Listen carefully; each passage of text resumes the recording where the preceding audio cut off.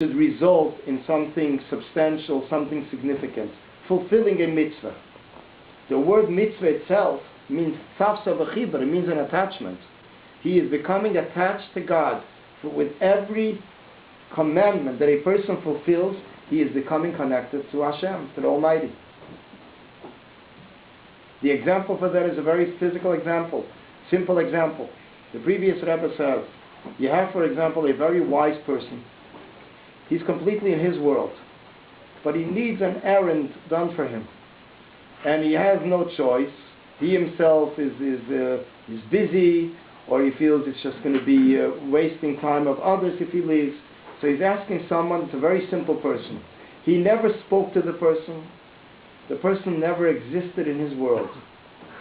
But one day he calls on this person and he says to the person, I need a favor from you, to get me something in the store.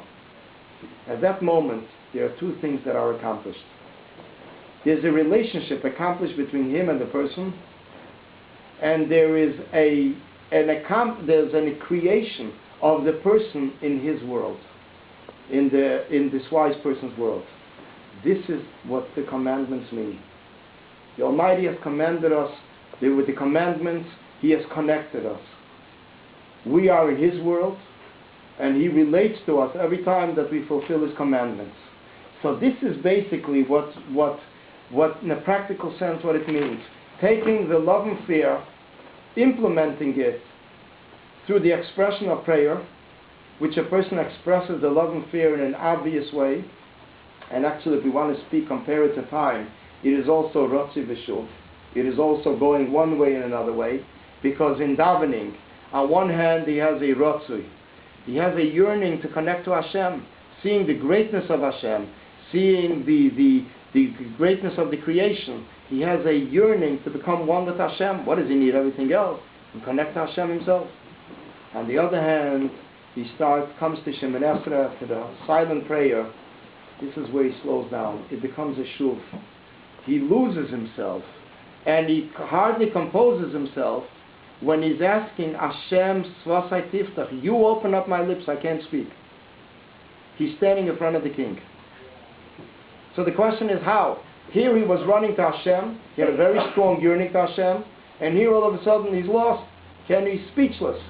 The answer is because this is where he realizes who he's standing in front of. And that's when he settles down and says, you know what, open up my lips, and everything will already pour out on its own. So this is called a shuv, a rotzi and a shuv. In Krishma, in reading the Shema, it says, V'ahavtas Hashem elikecha, love of Hashem. This is a rotzi. This is going up, connecting, meidecha, with the utmost, v'chol meidecha. Then comes a shuv. Shemoneh Esrei is standing in front of the king, he just clings there. There's no movement, there's no excitement, there's no expression of emotions. He's standing in front of the king like a stone. And this is how it is expressed in davening. And therefore, when it comes after the prayer, he's able, in a very healthy way, blending together these two extremes, one direction, another direction, to the rhythm, to actually implement it and draw down in a practical sense in doing a mitzvah. This is what time, what place, time, and person means in different levels.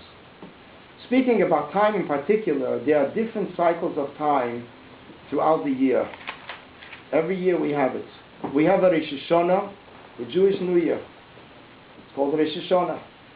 We have a Rosh Chodesh, the new month, 12 or 13 times a year, depending if it's a leap year. And then we have a Shabbos every 7 days. What is the difference between them? There's a big difference. Rosh Hashanah is the beginning of a year. It encompasses more than a month or a week. It is compared to Rosh, a head, like the head of a body contains the whole body and the life of the body and generates life into the body. In the same sense, the head of the year actually generates life into the whole year. And that is the reason it's called Rosh Hashanah, not Tchilas Hashanah, not the beginning of the year. Beginning doesn't mean anything. Beginning means just a beginning edge. We say Rosh, that means it's constantly conducting with the life of the body. It's giving chayas. life and energy and excitement, everything. And that is also an explanation for another inyan. When we speak about the head of something, it needs to be cherished. When something is in the head, it is more delicate than in another part of the body.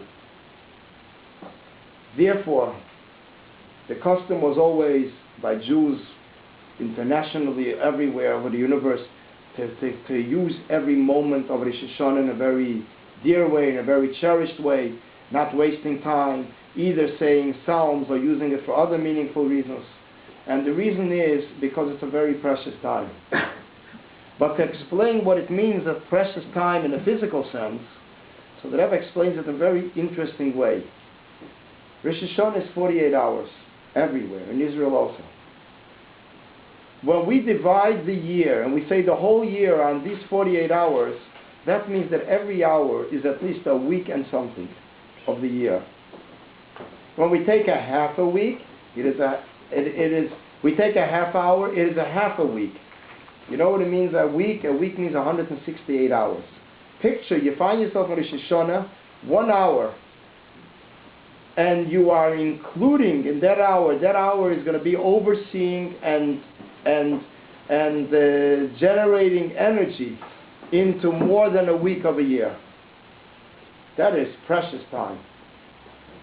And as the Rebbe once said, I heard it from someone, that the Rebbe once told someone, the world says, time is money. I say time is life.